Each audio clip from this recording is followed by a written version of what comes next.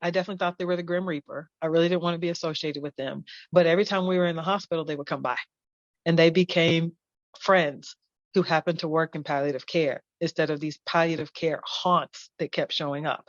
So I was able to ask them things as an insider who just happened to be one of my friends. And that getting to see them before I needed them was really immenseful for me because even though I didn't have an understanding what palliative care was, I was happy to see someone on the CHOA team who would always be there for us.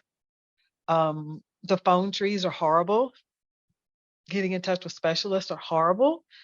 And just having a card and knowing that someone actually answered the phone and that they were never disappointed to see us. It wasn't like, you guys in here again. They're just like, oh, hey, Jackson, how's it going? You good?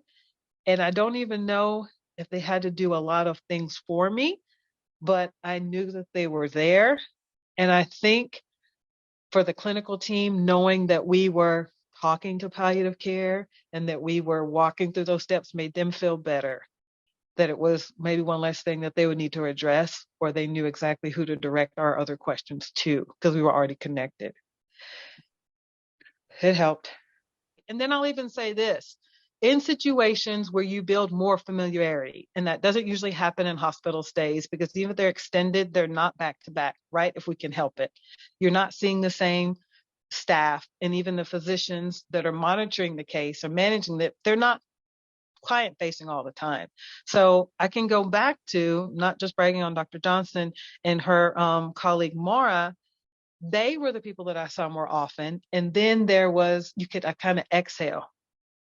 I wasn't on, on show. I wasn't having, I just be like, yes, I'm tired. Yeah.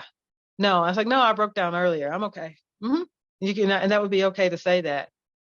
And it was more the familiarity and the fact that they kept showing up that we could build to that comfort.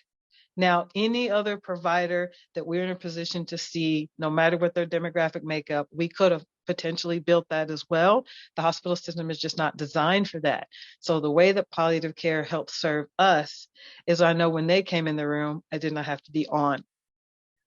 And so that was a break for me too. And it was like they were visiting me as just me and not me as Jackson's primary caregiver and the point of contact. It was with the familiarity.